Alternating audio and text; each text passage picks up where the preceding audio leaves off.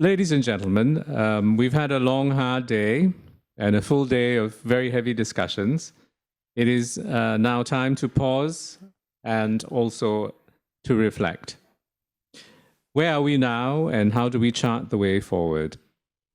To set the context for this particular segment of today's session, please join me in welcoming once again on stage Professor Jeffrey Sachs, the President, UN Sustainable Development Solutions Network, and Tan Sri Sir Jeffrey Chair, Honorary Distinguished Professor, Sunway University. Also, may I invite His Excellency Mr. Tetsuya Watanabe, President, Economic Research Institute for ASEAN and East Asia, or AREA.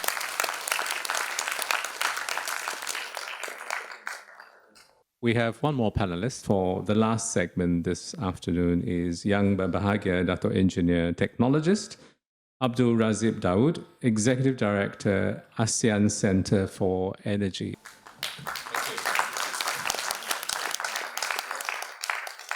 So the last piece in the jigsaw puzzle that is on stage, Yang Berbahagia Dato Engineer Technologist, Abdul Razib Daud, Executive Director, ASEAN Center for Energy. The session, once again, will be chaired by Professor Jeffrey Sachs. Wonderful. Thank you very much. I'm very well placed between leaders of two very, very important think tanks for exactly our subject. The answers are going to be coming out of the Economic Research Institute for ASEAN and East Asia area. And from the ASEAN Center for Energy, ACE. And so we have a great opportunity to hear from the directors of these two think tanks, which are so central for everything we've been discussing today, which is how to plan for this complex transformation ahead. So, Mr. Watanabe, if I could turn to you first, I'd love to get your perspective on the way forward. Thank you very much, and I'm very honored to be here and with Professor Jeffrey Sachs and my colleagues, Dr. Razib, Executive Director of ACE. And I've been hearing quite with very much interested in that discussion of APG and the financing APG, and how the region respond collectively. And I very much enjoyed the just previous discussion with Chairman of President of AIIB. And just let me have some PR exercise of our institute. Area, some may not know area, but area was here in ASEAN. Our headquarters is Jakarta, and we are an international organization established by ASEAN leaders and East Asia Summit leaders back in 2008. And we are dedicating to support policy making in ASEAN for energy and digital economy, startups, and public health, and supply chain, and trade and investment. So today's agenda of energy and digital, and I maybe in front of the Nobel laureate, but I'm a bit I have a bit different view about energy transition, because dare to say it's the economy is growing quite rapidly here in the region, 5% annual growth, and still people needs to become rich, and so economy needs to grow more, and so the obvious consequence is emission of CO2 will certainly grow if we leave it as it is. That's the current situation. And for dependence on fossil fuel is still very high. Of course, it's a situation in different in countries like Indonesia, Cambodia, Laos. The situation is quite different. But that's the situation and the reality on the ground. So how to address that? That's for the issue for policymakers and academia and policy think tank like us and ASEAN area. So, so maybe a discussion should be from the bottom up, also should be from the top down as well as from the bottom up on the reality. That's my first intervention, but I'll leave it to you. But why do you, of course, we all agree that you need a lot more energy, but why you don't need more fossil fuel energy? Yeah, that's the question. And so, of course, I don't say more fossil fuel, but I think I say less, so I'm just wondering. But the transition is important. The important thing is how to transform energy structure from fossil fuel to renewable.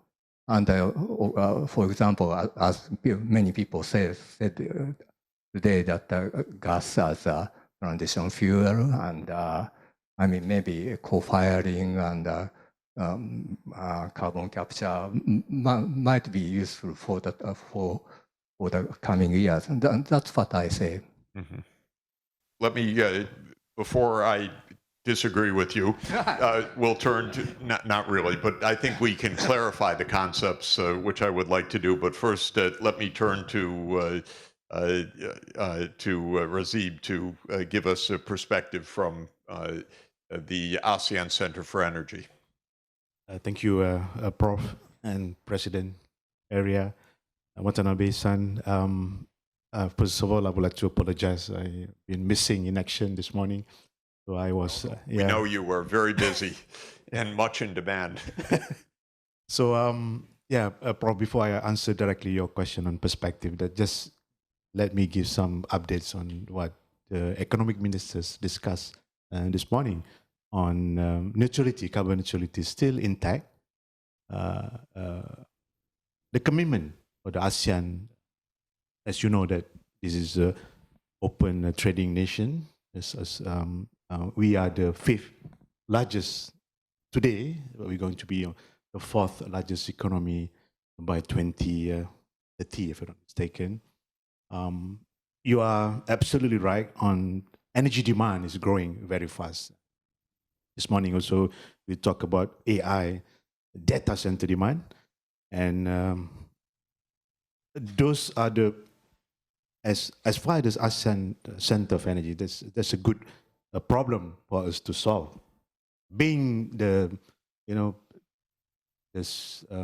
think tank and also the hub for knowledge and the hub for the data, and as well as advancing the ASEAN member state goal, we play a very important role to give, the best and advice to the ASEAN member state in terms of moving forward. You may be not aware, the center is celebrating 25 years last year, so we've been a while in this industry. Yes, we have the mandate. We have this task that we have to fulfill, but this year, in particular, is under Malaysian Chairmanship, and one particular priority that we've been tasked is to basically to have some kind of a breakthrough on APG, in ASEAN Power Grid.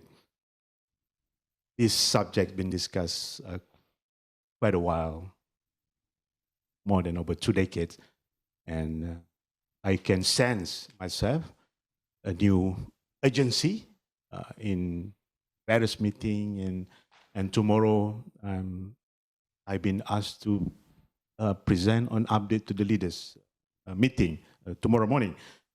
So this show how important that for the leaders to basically declare something on this APG, and the case for APG is pretty much straightforward, and we have numerous report studies, assessment, feasibility studies techno-economic and so on. Yeah, and we identify issues that it's not nothing insurmountable, something that we can actually resolve together. But the important is, people always say the political will. That's why the P, the political capital, that's important. That tomorrow, one of my message to lead the summit. And again, going back to your commitment, that as far as the neutral carbon, net zero, a commitment, a Paris Agreement, and I have not heard any withdrawal or any rating on a commitment. Just people outside ASEAN may see us very ambitious, 2050, some countries 2060. But again, what choice do we have? Take example, the multinational company that investing in this region, they demand green energy. Data center, they also demand green energy. We have our own NDC commitment, Paris Agreement. So as a trading nation, open trading nation, we also have to comply to this because we want to sell our products. So I believe personally that this commitment will stay on all ASEAN member states because there's so a lingo on the earliest that they can reach carbon net zero and phase down, phase out on this issue of option on nuclear power and and so on and so forth.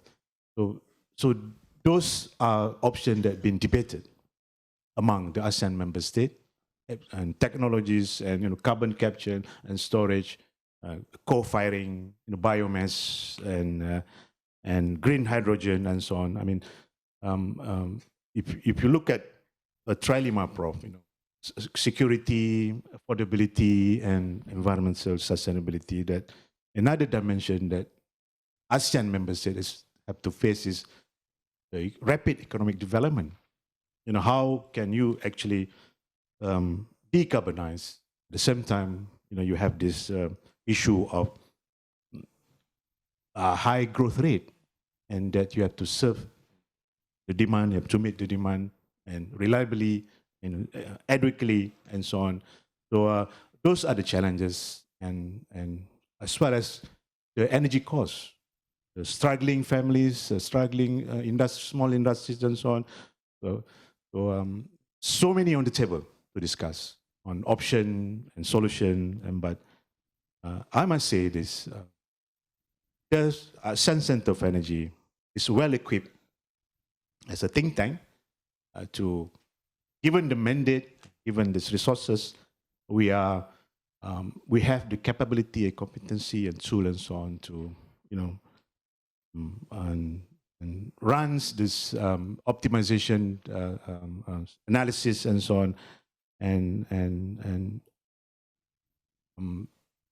as last year, I think you recall that we launched ASEAN Energy Outlook number 8. We are in the process of doing version number 9. So on energy sector, we have this blueprint called ASEAN Power Energy Corporation, or APAI, that will end this December. So we are drafting the new blueprint for the next 5 years. So those another important targets and goals that we will set for the ASEAN member state to reach those targets. Yeah. So in summary, in short, there are opportunities, there are challenges, there are balancing act between those. Can be a competing objective, but there's no compromise on those objectives. But again, it's always, when time crisis and as recent as post-COVID, when you have this hydrocarbon price went to the roof, is that you saw those weakness in the current system and so on. So we learn a lot from some other jurisdiction, how people respond to those crises in terms of energy securities, energy affordabilities, and sustainabilities and going forwed. So let me stop here, Prof, and then we'll continue after this year. Thank you very much. Yeah. Let me make just an observation and a hope and turn it back to you for comments. I think what makes this discussion difficult, and I alluded to this at the start of the day as well, is that we're talking about a complicated process. And it's very hard to make decisions about this without quantification. So one can make some qualitative statements, for example, that we still need fossil fuels. This is undoubtedly true, but it's not a very content-filled statement. We need them how? To develop new, to be phased out when, on what terms, at what cost, and what options. And to my mind, most of our discussions fail because we don't examine these debates in a quantitative way. We don't have a very systematic comparison. And for some obvious reasons. It's easy for an oil company to say, but of course you're going to use oil for years into the future. That's true. But the question is, on what basis, how long, does it pay to phase out internal combustion engines and other uses of oil, and at what rate, and so on? In what sense is natural gas a transition fuel? Transition to what? At what rate? Quantify the statement. It's a slogan right now, not a meaningful idea. It's an easy slogan for an oil company. One of my least favorite slogans, which is in many airports around the world, is Total, the French company. And their slogan, if you go to the airports everywhere, is Total, all energies, the company of all energies. Wow. Is that good or is that terrible? How about choosing? What are the trade-offs? What is the time involved in making these choices? Fossil fuel energy has a major disadvantage. It's going to wreck the planet. It already has wrecked the planet. It also happens to be the primary energy source for the world economy. So nobody can dream that we don't use it starting tomorrow. Half the world population would die, literally. There would not be enough food to eat. There would not be safe water. There would not be the ability to stay alive if we stopped using fossil fuel today. Clear. But that doesn't mean that that is an unqualified statement for what to do systematically tomorrow or the next year when a new power generation capacity needs to be added. Then you start to face real quantified choices. And you want to know, is it more expensive to build a coal-fired power plant or a solar field with battery storage, or a solar field with long-distance transmission connecting that solar field with a grid and multiple sources of power generation? You cannot answer that in your head. You can't answer that with with just a generalization. You have to answer that in a detailed, quantified way that only a very detailed engineering model, in fact, with economic parameters, with uncertainty, no doubt, can address. it cannot be answered qualitatively because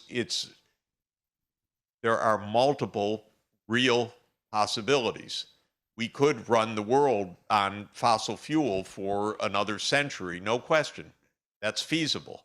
Is it desirable? Almost surely it would be completely catastrophic. So there will be a transition. How fast should it be? That depends a lot on specifics. How long infrastructure lasts, what the relative costs are, what the benefits of interconnection are, because then you can have power that doesn't depend on your local resources and so on. My proposition would be, and then I think we could try to be more quantitative about our assessments.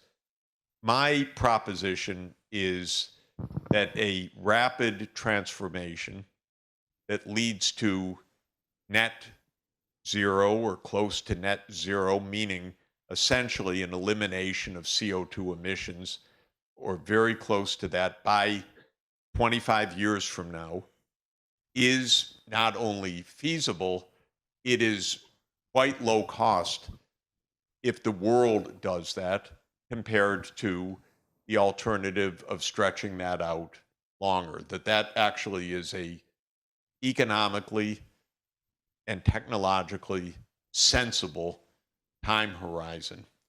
Maybe a little aggressive for some particular plants that are brand new and have just been installed and are fossil fuel plants. There's no reason by 2050 why there should be any CO2 emitting light duty vehicles, for example. Cars don't last that long.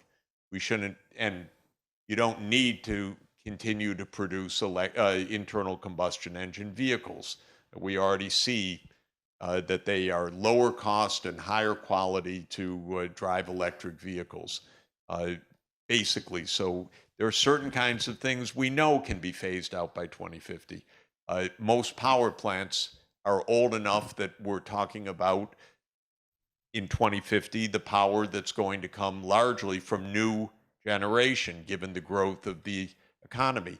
Is there any case whatsoever for building a new coal-powered plant that has not been installed today, where the ground has not been broken? I would say no, anywhere in the world, that there's no case that I know of, because it's not even cost effective compared to renewable energy right now.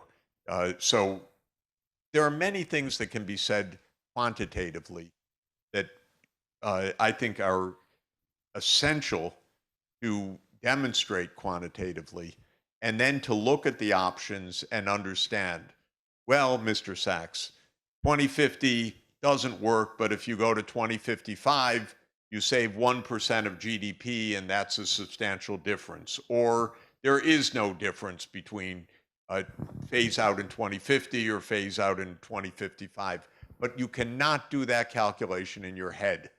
And you cannot do that calculation on general principles. It has to be done actually on a quantification. And by the way, when you do that quantification, there's lots of uncertainty. In systems analysis, uncertainty is a normal part of systems analysis. You can look at the range of uncertainty and you can make choices based on expected value or other kinds of calculations. But just the fact that there's uncertainty doesn't mean not to do something, because if you want to test the quantitative uncertainty versus the uncertainty in some politician's head, those are two different things. I'd rather go with the model, frankly. I would rather go with the clarity of understanding what are the range of possibilities, costs, and so forth, rather than simply picking generalities out. So I'm pleading for numbers at this stage for the next step. Let me turn it back over to you. Sorry for the little sermon on that. Please. I couldn't agree more. But we need to go into the figures. cost, and technology, and what type of technology is available at now, or 2 years from now, or 10 years from now. Of course, it's a prediction and projection, so uncertainty also will be there, but maybe that's okay. Professor have some certain projection based on the economics, and us and maybe ACE can provide a certain prediction and cost analysis. So, and then discuss and exchange views and provide policy options to leaders. That's our role as a think tank. And we are talking about the cost of renewable and fossil fuel. And of course, cost of power plant is one part, but for renewable, maybe land cost, heavily subsidized by the government. And also, as we discussed, the power grid, transportation cost. And as I said, what type of technology is at what time, what cost, at what year? That's the important discussion. Of course, we cannot just looking at one project or one technology, but we need to look at the whole system, including power grid and the financial structure. So, and also, I should say, technology is changing quite rapidly. So, for example, I don't go into the detail, but for example, co-firing, maybe starting with 20% using ammonia. But then their technology, in the end, can be 100% ammonia. And so technology will also change. So, but the cost is also, again, problem.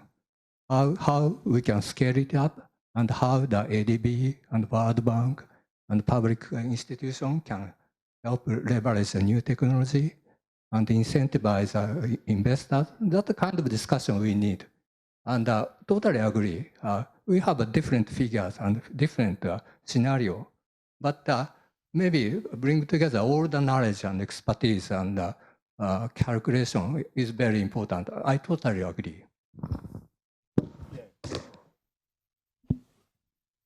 Something that we can learn today that the ASEAN work in terms of centralities and consensus-based.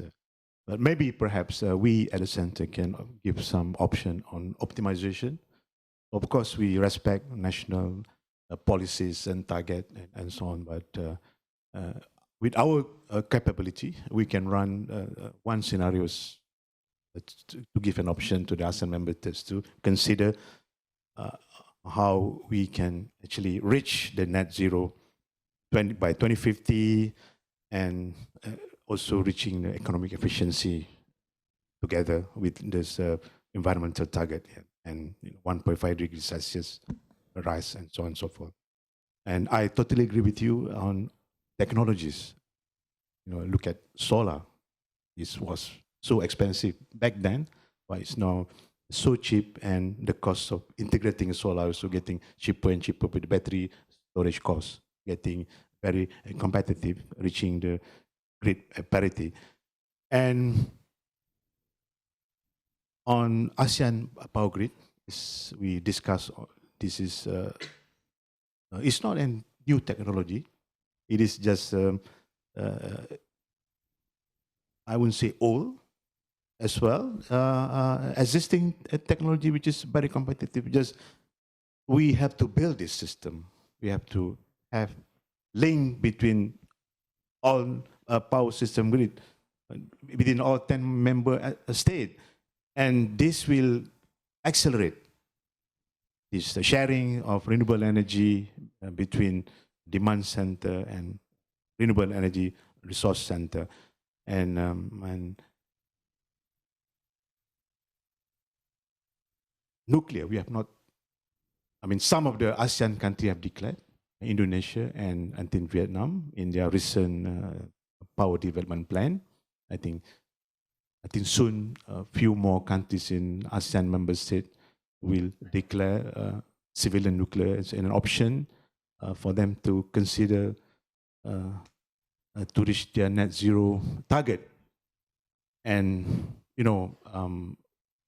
I fully aware when they tender out this gas plant, they put option on green hydrogen combustion option.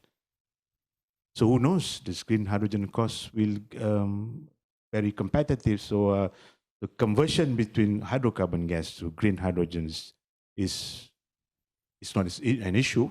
You just send this molecule on the same modified burner or the gas turbine, and there are also others a solution on carbon capture, storage, and we have not talked about energy efficiency. So I can see ASEAN member states now talking about more ambitious target. We learn from Europe. Suddenly, after this crisis, they are putting very high target. Japan, after Fukushima, you're putting very high EE target and conservation target. ASEAN should, instead of wait for the crisis, we can actually put up very ambitious target on meeting energy efficiency target, maybe a double digit on 20%. So those are the on demand side management and will contribute to this less carbon emission to the whole region. Yeah. Again, I'm always glass half full, and we have option hopes on technologies, and what we at the center, what we really actually looking forward is the mandate from the leaders, ASEAN, with all our capability and skill, we can actually provide your words quantifying analysis. We have the access to the data with all the ASEAN members that we can produce a good white papers, provide this policy guidance for the member state. Can I might go one step further? Maybe Professor mentioned that direction to the planet, and of course,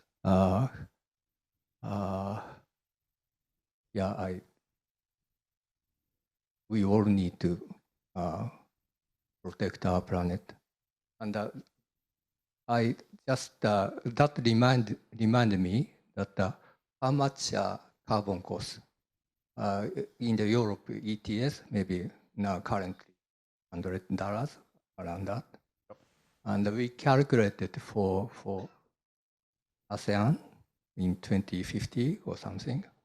That's much higher, and so it's a tentative. We need to have a more close look. How can countries and people absorb that kind of cost?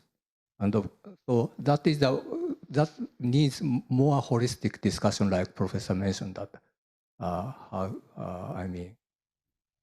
to, that's a cost to be people need to incorporate, but it needs a political discussion, how it's not just for our generation, but just maybe for the next generation.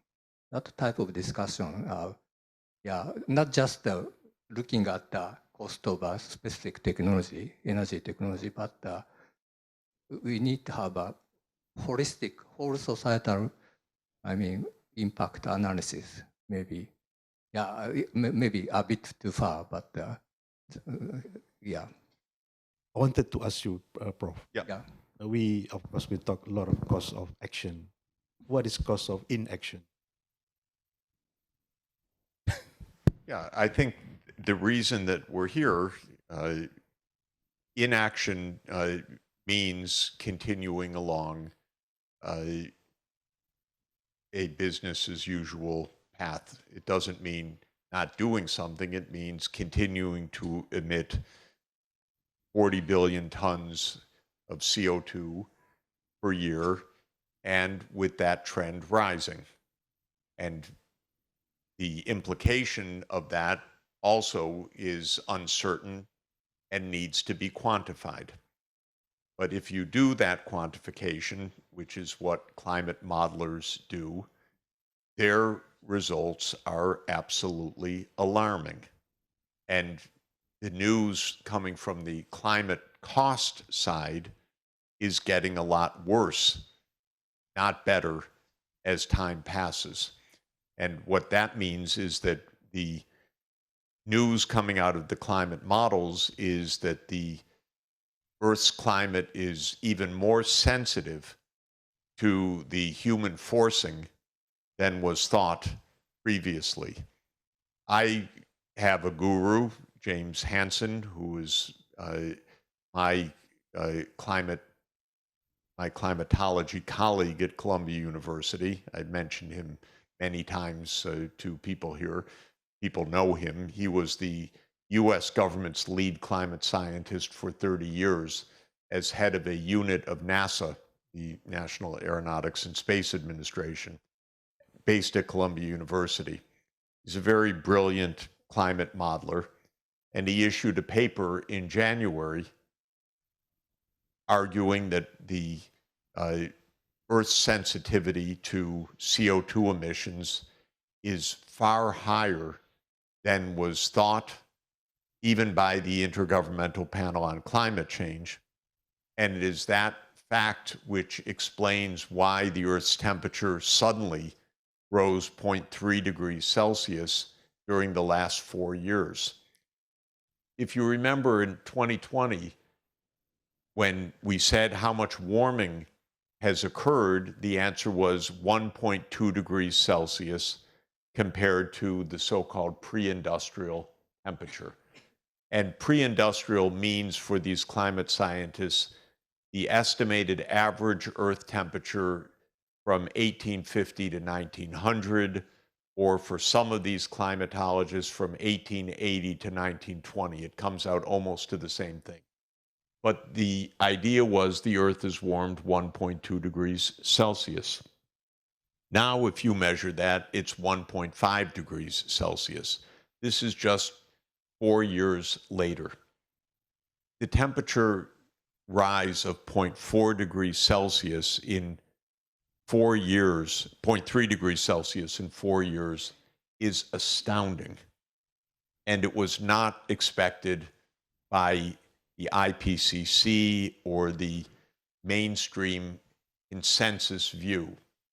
But I have to tell you that Mr. Hansen, Professor Hansen, was saying all along, there is a lot more warming built into the system than is understood. What he argues, which is not a settled point, it's being debated among the climatologists, is that the warming that was taking place was being suppressed temporarily by pollution, because certain pollutants, notably the so-called white aerosols that come from sulfate pollution, tend to cool the planet. And we are in a process of cleaning up that pollution, especially from ocean shipping. So satellite data shows that the aerosol sulfates over the last 10 years have gone down considerably because of new regulations that clean up the ocean shipping. And what the models of Hansen and his colleagues are showing is that it is the removal of that sulfate pollution that has uncovered the faster rate of underlying warming that was taking place. Then he does something very interesting. Scientists have been able to make proxies for the Earth's temperature going back several million years, actually. And they have proxies for the carbon dioxide going back millions of years. The fluctuations millions of years ago are not from coal-fired power plants. They are from changes of the Earth's orbital cycle, so-called Milankovitch cycle changes. The tilt of the Earth changes, the the orientation of the Earth's orbit vis-a-vis the sun, and so on. There are three kinds of changes that take place at 20,000, 40,000, and 120,000 year cycles. So you can find by that natural change of climate the relationship between CO2 and temperature, because CO2 is changed by the small changes of temperature that occur from these orbital cycles, and then the CO2 amplifies the Earth's temperature change, and you can calculate the feedback effect and how sensitive the Earth is to CO2. And what it shows is the following. Using the new data and the paleoclimate data, the sensitivity to a doubling of CO2 in the atmosphere was thought by the IPCC to be 3 degrees Celsius. So if the CO2 doubled in the atmosphere, the temperature would rise by 3 degrees.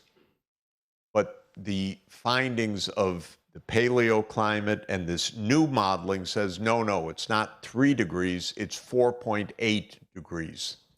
In other words, there's a lot more sensitivity than we believed. And that turns out to be consistent with another piece of data, which is the direct measurement of the Earth's energy imbalance that can now be detected by satellite data of a certain class of satellites that have been put up to measure the energy flux at the top of the Earth's atmosphere. The implication of all of this is that the climate is warming faster than we thought even 5 years ago. And the bottom line of Hansen is that it's warming at faster than 0.3 degrees Celsius per decade, probably around 0.36 degrees Celsius per decade. So if we're 1.5 degrees warmer in 2025, we will be around 1.9 degrees warmer in 2035 and around 2.2 degrees warmer than the pre-industrial in 2045. In other words, we're warming very, very fast right now, and considerably faster than was the case during 1970 to 2010, when the warming was about half the current rate. And this has to do with how much CO2 is being burned and how much pollution is being emitted. But the upshot of all of this is that the rate of Earth's warming is very fast right now. And then you can ask the question, so what? Because now the line in the United States of the Trump administration is, maybe it's true, maybe it isn't true, but so what? They don't quite say anymore it's not true, because there's a limit of how stupid you want to look, even for them. And they say, but so what? And this is also a very dangerous, mistaken idea for two reasons. One is that even at 1.5 degrees, where we are right now, there is not a country in the world that isn't suffering from the implications of what's already happened. Here you have droughts or typhoons or other extreme events, more dengue or other phenomena that come because of temperature. In the United States, part of Los Angeles burns down. Or you have Category 5 hurricanes in the Gulf of Mexico coming every 2 or 3 years rather than every 10 to 20 years. In much of the world, you have massive forest fires at a scale not seen before. Part of Athens burned down. Near Moscow, massive forest fires. Massive forest fires in Australia. Massive forest fires in Europe. So we're already seeing these consequences. And they get worse in a nonlinear way as the temperature rises. So these extreme events get worse and worse. But it's even worse than that. because there are what scientists call threshold effects or tipping points. And threshold effects are that if your water temperature is minus 0.5 degrees, minus 0.5 degrees, you still have ice. But if it goes a little bit above zero, it melts. And that may not sound dramatic, except you will not like a 5-meter rise of sea level. I don't care because I live on the 3rd floor of my building. I'll take a boat into my living room. But the ground floor will be flooded in Manhattan. And again, I live on the Upper West Side, which is a little bit higher. So why do I care? Because it's only below 42nd Street that will be underwater. We'll have catastrophes for hundreds of millions of people in the world if the West Antarctic ice sheet breaks up the way that it looks likely right now at this rate. Then the scientists discovered another phenomenon. And this is another colleague of mine that discovered this about 25 years ago, a brilliant scientist named Wallace Broecker, who passed away a couple of years ago. He discovered the thermohaline circulation. That is the picture that all of you have seen of the Earth's ocean with the squiggles, with the line drawn around the world showing how the water flows in the oceans. That's called the thermohaline, the temperature saline circulation of the Earth's oceans. And it is a conveyor belt that carries ocean water around the planet. The reason it does that is that it is a way to dissipate heat from the southern hemisphere to the northern hemisphere. So that's why the ocean circulates. It's a heat dissipation mechanism. It's the thermodynamic regulator. And the issue is that it is slowing down right now because of climate change. The reason it's slowing down is that in the northern Atlantic, the freshwater sinks. I'm sorry, the ocean water sinks to the bottom as part of this circulation. But if the water becomes too fresh, not saline enough in the North Atlantic, then it stops the circulation of the ocean water. And this brilliant scientist colleague of mine discovered that that happened 12,000 years ago. And when it happened, there was a massive change of the Earth's climate that occurred because the ocean conveyor belt stopped circulating. So he discovered this incredibly using isotopic tracers in the ocean in an absolutely brilliant breakthrough about 25 years ago. Now, what's happening now is that that ocean conveyor belt can be measured in how fast the water circulates. It's slowed down by half, roughly. And the reason is that the water in the North Atlantic is no longer as salty as it was because the ice that is floating in the Arctic is melting and it's diluting the water. And when you have less saline water, it doesn't sink. It's saline water that sinks. And so as the water freshens in the North Atlantic because of climate change, you end up getting a slowdown of this ocean circulation. So you might say, that's very interesting, Professor Sachs, or you might say, that's very boring. So what? And the point is, if the circulation stops, it traps the heat in the Southern Ocean. So what? What do we care? One main fact is that it would make the waters around Antarctica a lot warmer because the heat wouldn't dissipate. Antarctica is a giant ice sheet on a continent, and it's held by a buttress under the water that stops the glaciers from sliding into the South Ocean. And those buttresses are being eroded by the warming of the water of the South Ocean. If you trap the heat in the South Ocean, the buttress will disintegrate and the sea level will rise dramatically. And as I said, by multi-meter sea level rise, by the stopping of the thermohaline circulation. Well, there are about 10 of these tipping points that have been observed. Rainforest dying, boreal freezing, stopping, ocean circulation stopping.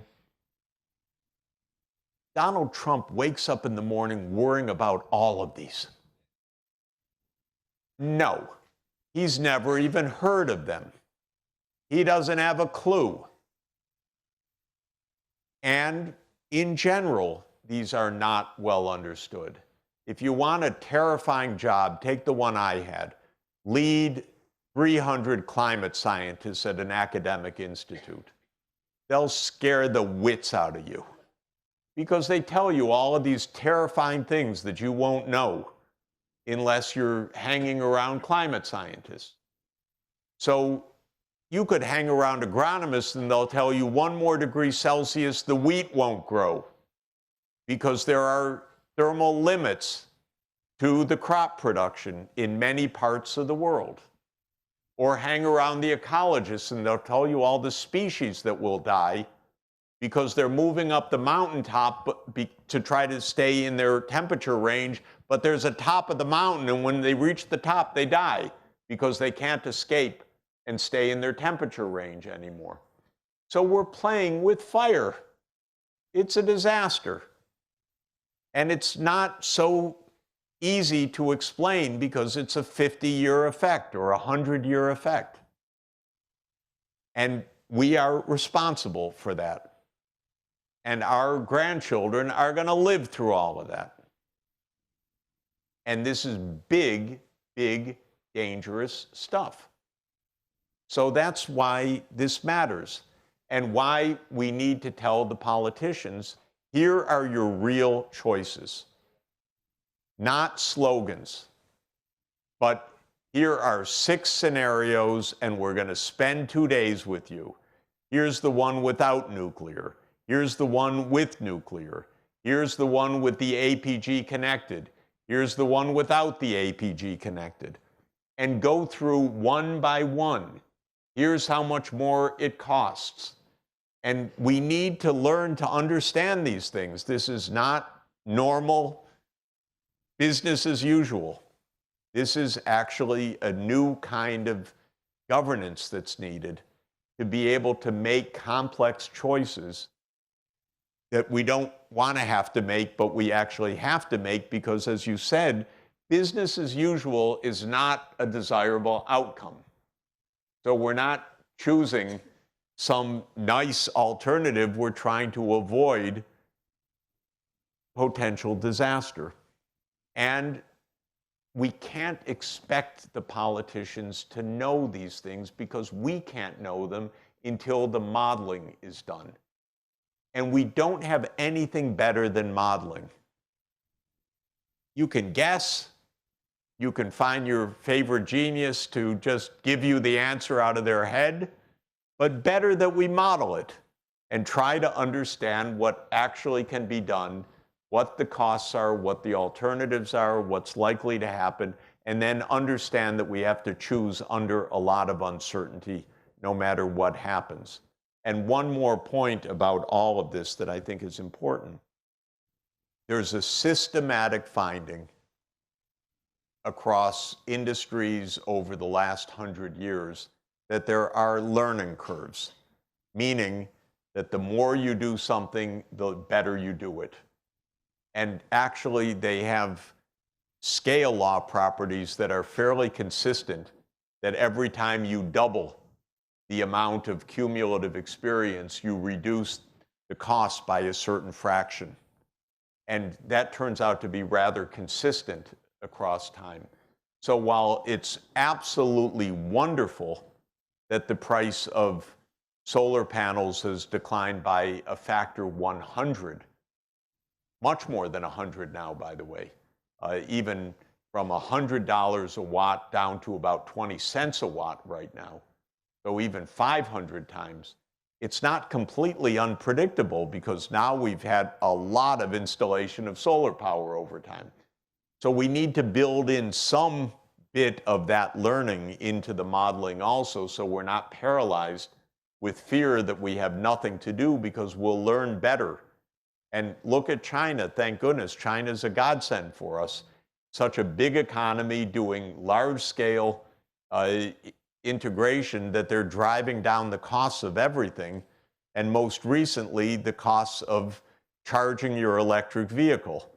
So BYD has given us a full tank of gas, if I could put it that way, but it's a full battery for 500 kilometers in 5 minutes now. That's learning curve.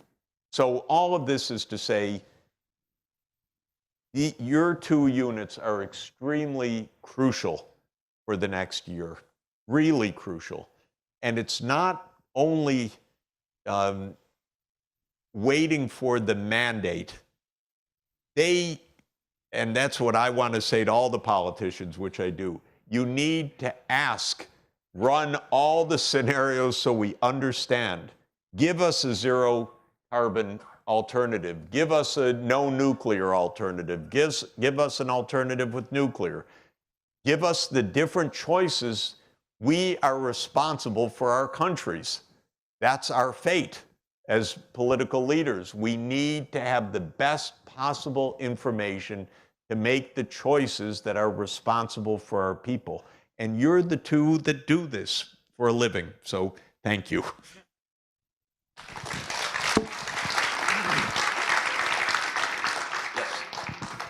Thank you very much. I remember I'm an alumni of Columbia University. I lived there, upper west side, so maybe I'm safe.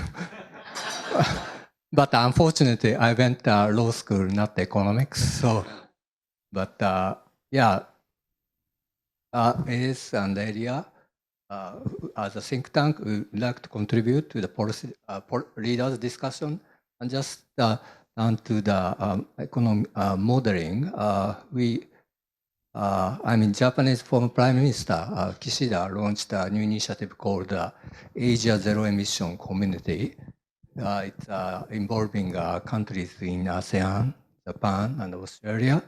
And we are very, area is tasked as a platform, knowledge hub, collaborating with ACE and ASEAN and ASEAN member states. And one of the exercises is a roadmap exercise.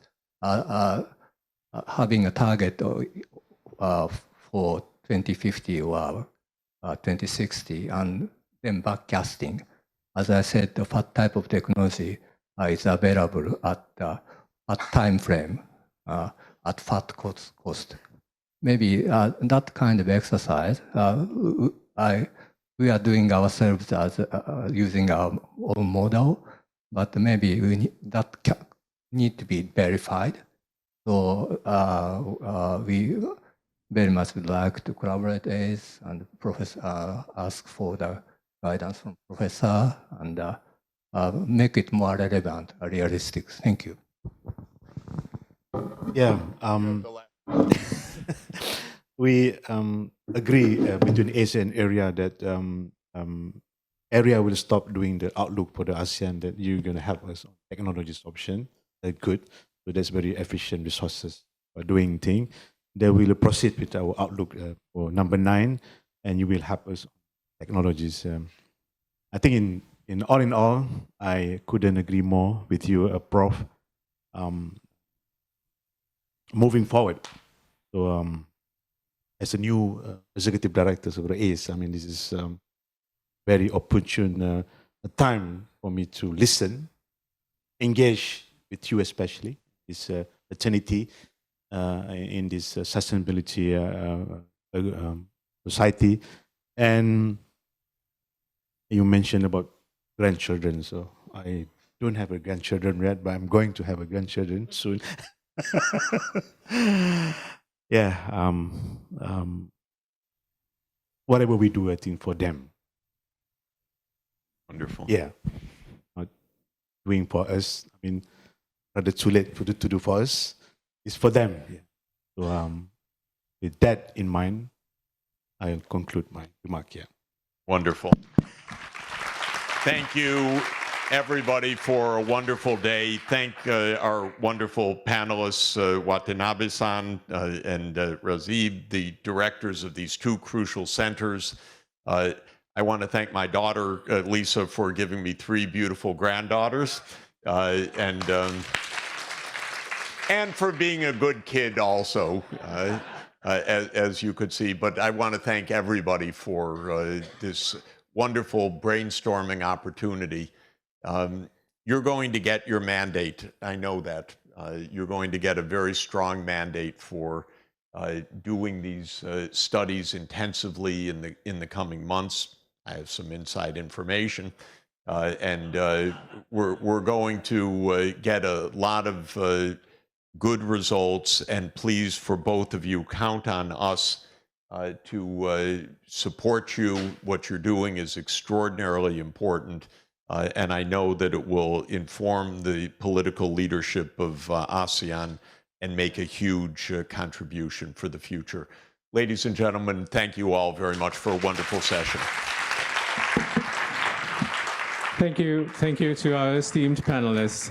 Ladies and gentlemen, that concludes the high-level convening on ASEAN's integrated energy and digital future. Gentlemen, on behalf of the UN Sustainable Development Solutions Network Asia headquarters based here in Sunway City and the Columbia Center on Sustainable Investments, we wish you a productive week ahead and a safe trip home.